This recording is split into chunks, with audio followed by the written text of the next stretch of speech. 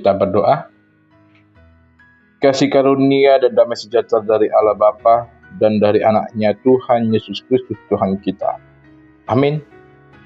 Shalom saudara-saudara yang terkasih dalam Yesus Kristus. Apa kabarnya hari ini? Tentu kita diberikan Tuhan kesehatan dan umur yang panjang. Terlebih kita disapa oleh firman Tuhan kita pada hari ini yang tertulis dalam 2 Petrus 3 ayat 18. Saya akan membacanya untuk kita. Tetapi bertumbuhlah dalam kasih karunia dan dalam pengenalan akan Tuhan dan Juru Selamat kita, Yesus Kristus. Baginya kemuliaan sekarang dan sampai selama-lamanya. Demikian firman Tuhan. Saudara-saudara yang terkasih, pasti setiap makhluk hidup yang normal itu mengalami pertumbuhan, di mana seperti sebuah benih yang ditanam itu diharapkan menjadi pohon yang berbuah. Begitu pula juga dengan kehidupan rohani kita sebagai orang yang percaya. Disinilah Rasul Petrus menuliskan ayat penutup ini sebagai sebuah perintah mutlak dan sebuah benteng pertahanan untuk kita. Dan di dalam konteks pasal ini, saudara-saudara yang terkasih, itu menceritakan tentang tantangan akhir zaman, di mana banyak penyesat, di mana banyak pengejek yang menggoyahkan iman umat Kristen. Rasul Petrus menegaskan bahwa cara terbaik untuk agar tidak terseret dalam kesesatan adalah dengan bertumbuh secara rohani, bukan jalan di tempat. Oleh sebab itu, saudara-saudara terkasih, mari kita bedah nats kita pada hari ini, di mana di dalam nas kita kata bertumbuhlah ini merupakan bentuk kata yang menggunakan bentuk present imperatif aktif, yang mana hal ini, saudara-saudara yang terkasih, bukan sekedar saran, melainkan ini merupakan sebuah perintah wajib, ya, atau dengan kata imperatif. Karena kata bertumbuhlah ini berbentuk present, yang artinya tindakan ini harus dilakukan secara terus-menerus, kontinu, dan menjadi gaya hidup setiap orang yang percaya itu di dalam setiap harinya. Pertumbuhan rohani, saudara-saudara yang terkasih, itu bukanlah acara satu kali saja kemudian selesai, melainkan pertumbuhan rohani itu merupakan proses seumur hidup kita.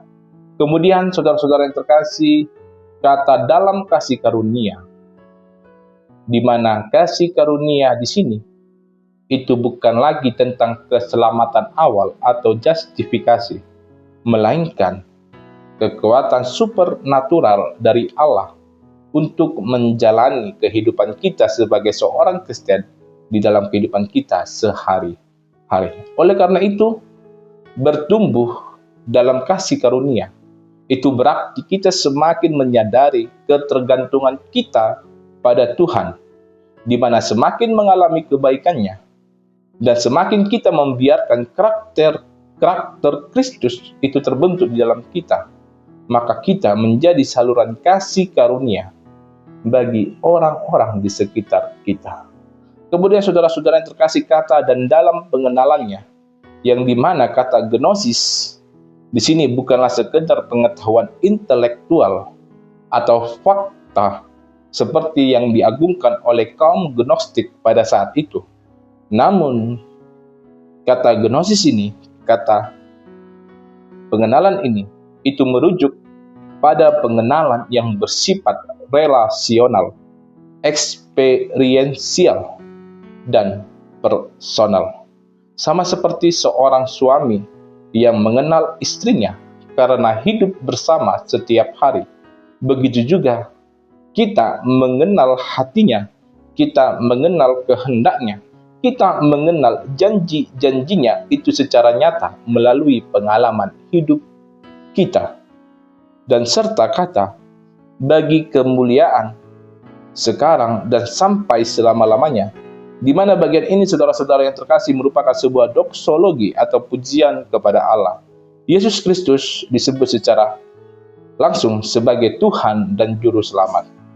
Di mana di sini merupakan pemberian kemuliaan yang kekal kepada Yesus di dalam ayat ini, yang menjadi bukti teologis yang sangat kuat tentang kealahan Yesus. Dan tujuan akhir dari pertumbuhan rohani kita itu bukanlah kehebatan diri kita sendiri, melainkan agar Kristus itu dipermuliakan melalui hidup kita.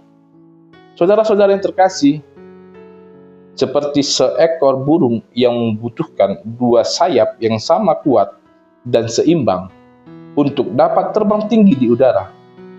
Jikalau sayap sebelah kanan itu mengepak dengan sangat kuat, tetapi sayap sebelah kirinya itu lemah atau cedera, maka burung itu hanya akan berputar-putar di atas tanah dan tidak akan pernah bisa terbang ke atas. Di mana saudara-saudara yang terkasih, di dalam 2 Petrus 3 ayat 18 ini memberikan kita dua sayap untuk pertumbuhan rohani. Yang pertama itu adalah kasih karunia dan pengenalan atau pengetahuan. Jika kita hanya fokus pada pengenalan tanpa kasih karunia, kita akan menjadi seorang Kristen yang kaku, kita akan menjadi seorang Kristen yang sombong dan suka menghakimi orang lain. Sebaliknya, jika kita hanya fokus pada kasih karunia tanpa pengenalan akan firman yang benar, maka kita akan menjadi Kristen yang labil dan mudah disesatkan oleh rupa-rupa angin pengajaran. Oleh karena itu, saudara-saudara terkasih, kita butuh keduanya agar iman kita bisa terbang tinggi dan sehat. Oleh karena itu, tujuan akhir dari pertumbuhan iman kita itu bukanlah kesombongan rohani kita, melainkan demi kemuliaan nama Tuhan. Ketika hidup kita itu berubah menjadi lebih baik, orang-orang di sekitar kita akan dapat melihat terang Kristus memancar melalui hidup kita. Mari berkomitmen, saudara-saudari yang terkasih, untuk hari ini, untuk selanjutnya, agar tidak menjadi orang Kristen yang stagnan. Mari kita mengejar pengenalan akan Yesus Kristus di dalam hati kita. Tuhan Yesus memberkati kita semua. Amin. Kita berdoa. Ya Allah Bapa, terima kasih atas kasih karunia yang Kau berikan kepada kami hingga pada saat ini Tuhan. Kami dapat menjalani aktivitas kami dalam keadaan sehat Tuhan. Kami juga telah mendengarkan sebagian dari firman Tuhan. Kiranya firman itu terus menjadi pelita bagi kaki kami Tuhan, agar semakin kami merasakan nyatanya kasih karunia yang Kau berikan kepada kami, dan kami selalu dan terus menerus Tuhan mengenal-Mu di dalam kehidupan kami Tuhan. Ajari kami Tuhan agar setiap perkataan dan perbuatan kami Tuhan itu menjadi berkat bagi orang-orang di sekitar kami. Di dalam nama anak-Mu Tuhan Yesus Kristus kami berdoa dan mengucap syukur. Amin.